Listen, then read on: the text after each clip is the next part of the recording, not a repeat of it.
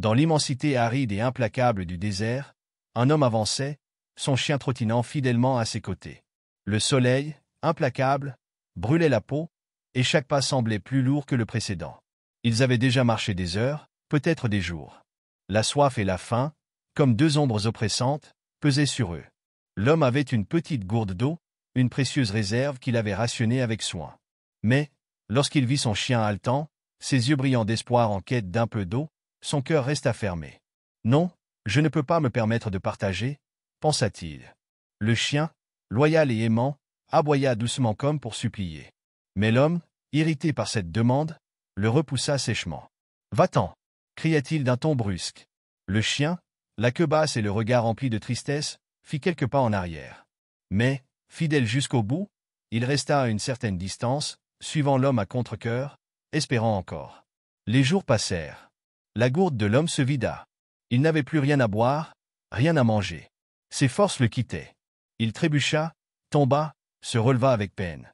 Chaque fois qu'il regardait autour de lui, il ne voyait qu'un désert infini, un monde de sable et de désespoir.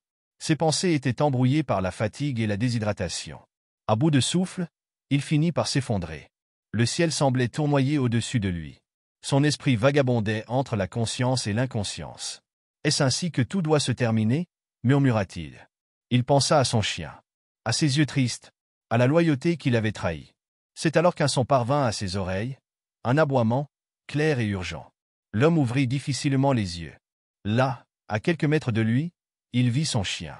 Mais le plus incroyable, c'était ce qu'il y avait à côté du chien, un lac étincelant, ses eaux limpides reflétant le ciel. Non loin, une petite sacoche pleine de provisions reposait dans le sable. Le chien, lui, n'avait jamais abandonné. Malgré le rejet, malgré la douleur, il avait cherché.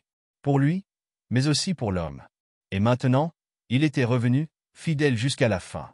L'homme tenta de se lever, ses lèvres craquelaient murmurant faiblement. « Mon ami », mais son corps, trop faible, refusa d'obéir. La faim et la soif avaient déjà fait leur œuvre. L'homme laissa tomber sa tête dans le sable, son regard fixé sur le chien. Un dernier souffle s'échappa de ses lèvres alors qu'il réalisait, trop tard, la leçon que le désert avait tenté de lui enseigner.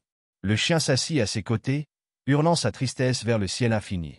Il resta là, fidèle gardien, veillant sur le corps de celui qu'il avait aimé malgré tout. Moralité. L'égoïsme est un chemin solitaire, un désert qui nous coupe des autres et parfois, de nous-mêmes. L'amour et la générosité, en revanche, ouvrent des voies, même dans les environnements les plus hostiles.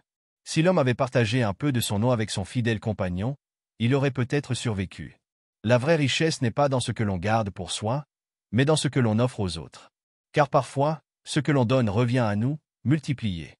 Pour conclure, cette histoire, bien qu'éprouvante, nous rappelle que la vie est fragile et précieuse.